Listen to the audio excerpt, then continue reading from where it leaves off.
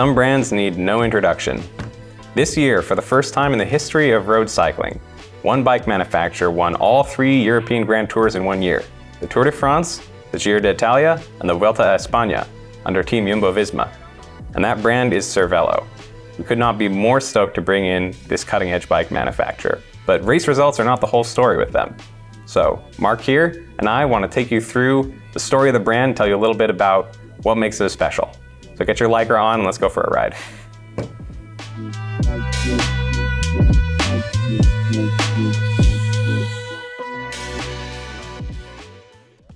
What's up everyone? Mark here. I'm Thomas, bicycle category replenisher.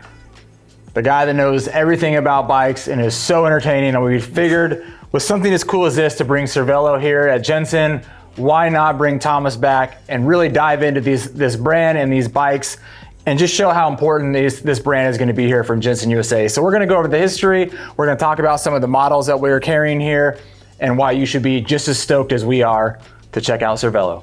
All right, Thomas, so who's Cervélo? Tell us a little bit about the company. Why should people see this as such a cool and exciting thing?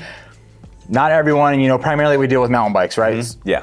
Tell us a little about Cervélo and why this is such exciting news. Yeah, so Cervélo was founded back in 1995 by Gerard Vuurman and Phil White. That makes it a lot younger than a lot of the other big European brands that they're competing with. They've been around for like 100 years or more. Yeah. So Cervélo is a relatively young company. They actually started out of a university project. Okay. And that project was the Baraki, which is a pretty crazy bike. I think Preston will throw up a picture here. It's bright green, it's a UCI illegal triathlon bike, and it has one aero bar, so pretty bold start for a small company. Yeah. But that kind of set the tone for what Cervélo is as a company. Okay. Always trying to push the boundary, they're on the cutting edge. And aerodynamics for a long time was really their hallmark. From there, in 2002, they launched the original Cervélo Soloist, which was the very first aero road bike. So before that, aerodynamic tube shaping had never really been applied to road race bikes with drop bars. But even at that time, even though it was made of aluminum, Cervélo said, this is the wave of the future. Someday, we're gonna need bikes with aero. And so they started there way before anybody else. And it paid off. Nowadays, with the UCI minimum weight limit at 6.8 kilograms, things like disc brakes and compliance and aerodynamics have a place on every single road race bike in the peloton. It's crazy to think that they started being like with an illegal bike that transpired into being this company, like you said in the intro of the video, that like won all 3 tours in a single year. Exactly. To start on such like crazy grounds and build from that foundation is just such a cool story. Yeah, those guys really, they had a vision and they chased it and they knew it was going to come to fruition, and here it is for them. It's been fantastic for Cervélo the past couple of years. That's awesome, and now it's fantastic for us because we get to sell these bikes. Absolutely, yeah. All right, so I know you went to the headquarters for Cervélo recently. Super fun. So you got to kind of see behind the scenes. So tell us what makes Cervélo so special and maybe some of the stuff you saw over there. Yeah, well, I have to say, as soon as I showed up, I was honestly kind of surprised. It's a small team, really engineering focused, really tidy headquarters. It kind of set the tone for what kind of brand Cervélo is. So just to go back to history for a little bit, the name of the brand, Cervélo, comes from the Italian word cervello, which means brain, and the French word for bicycle, which is velo with the accented E. So brain bike, that kind of gives you an idea of the ethos of the brand.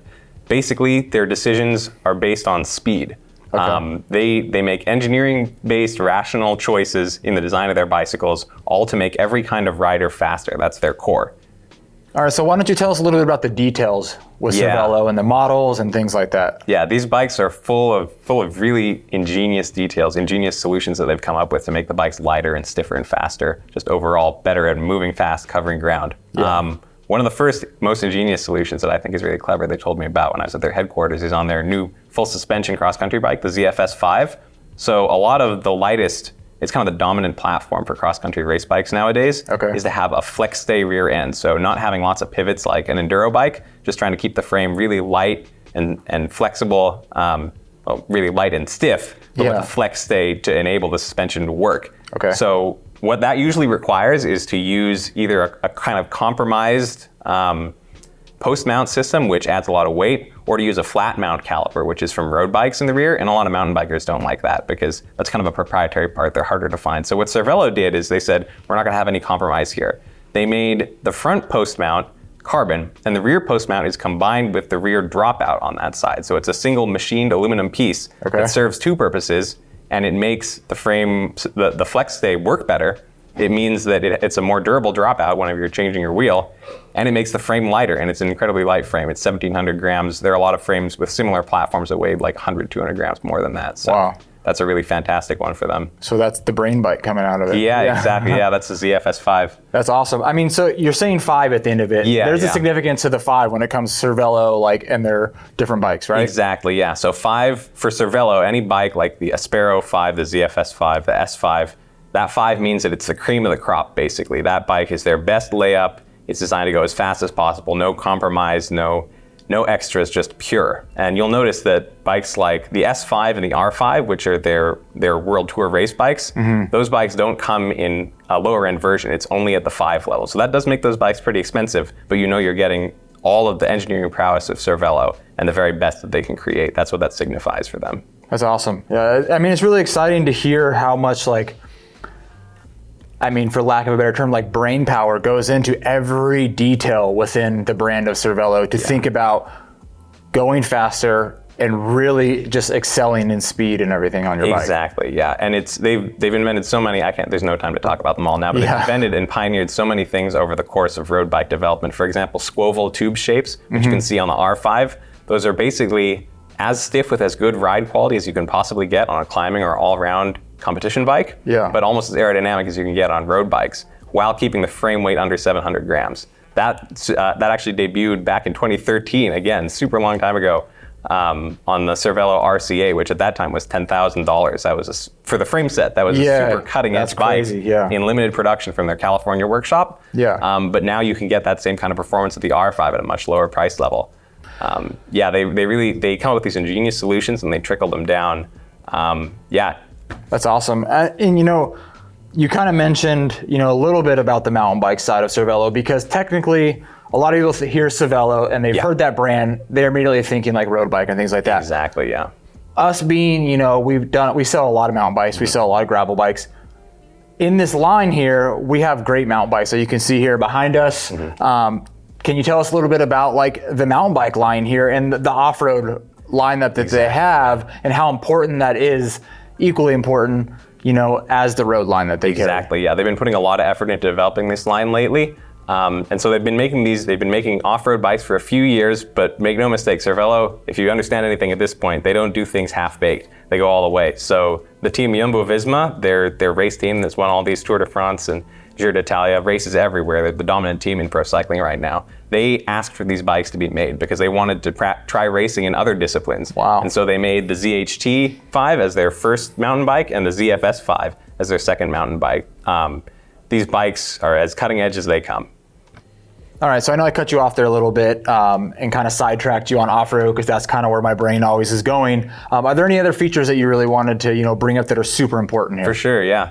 The Aspero, I want to mention, just kind of transitioning from off-road to road, that gravel bike is really, it really shows Cervélo's ethos, and that's one that they like to highlight because it's not like an adventure or bike packing gravel bike. This is like a high-speed gravel bike. It's almost closer to endurance race geometry, except it's a little bit longer, and it can still run 650B wheels like road plus tires if you want to. But they're really focused on the details. And so what they did is they put a flip chip on this bike, which usually you only find on mountain bikes. They have a flip chip at the tip of the fork, and that lets you change the rake to accommodate 650B wheels or 700C wheels. So the handling doesn't change. It has covered top tube mounts with a really clean rubber cover, so you can put a bento box if you want, or you can keep it super clean and light. That's awesome. That's the Aspero. But I can't end this video without talking about the S5, which is really their masterpiece. I think even mountain bikers have probably seen their super duper integrated cockpit with the V-stem. A lot of modern road bikes, you look at them and you're like, oh, this looks super hard to put together, super hard to work on, replace parts. It's a huge pain. And I know mountain bikers hate through headset cable routing. That's our pet peeve. But this bike, actually, the V-stem, they developed because they were trying to find a way to route cables more easily. As unbelievable as that sounds, when I worked in bike build, I got the opportunity to build a lot of different super integrated road bikes, and a lot of those are a pain to put together. But the reason the V-stem is so cool is because each brake hose that goes to the rear has its own channel. So there's no sharp bends through a stem. They just kind of fork off together, and they don't go through the bar either. They clip in under the bar. So even though it looks basically as clean as you could possibly get, the bar is super easy to take off. The brake lines are super easy to change. Coming from that, the front brake line actually doesn't run through the headset at all. It runs through this in the front, which is the bayonet, which is a super interesting solution that they came up with to have a perfectly clean, seamless front end on this bike. The fork, instead of having a regular steerer, the fork extends up in front of the head tube, and that allows them to lengthen the airfoil also outside of the UCI's rules. So this is kind of a loophole workaround. Okay. And it also functions as the steerer because the UCI won't allow fairings on these bikes. So it has to be a structural component. The bayonet fulfills that requirement by acting as the steerer. So it's just a masterpiece of engineering and basically a display of the best that Cervélo can do. Essentially, the S5 has helped to win all these races. I think it's not far off to call it the fastest bike in the world. Wow, that's awesome. It's stoked to hear all these cool things. Yeah, obviously I could talk about it forever. I love this brand. As you can see, we couldn't be more stoked to bring Cervélo on. We have new shipments coming into our dock each week, so check our website and see what the latest new Cervélo bikes in on our website are, or call into our Gear Advisor pros and they can talk you through it. And yeah, take a look at the website because you might be surprised. I think you can get a taste of that real Cervélo performance more affordably than you might think. And if you loved, having Thomas on videos and seeing that expertise that he delivers like none other, check out some other videos we got with him in them. You'll be stoked. And as always, keep pedaling.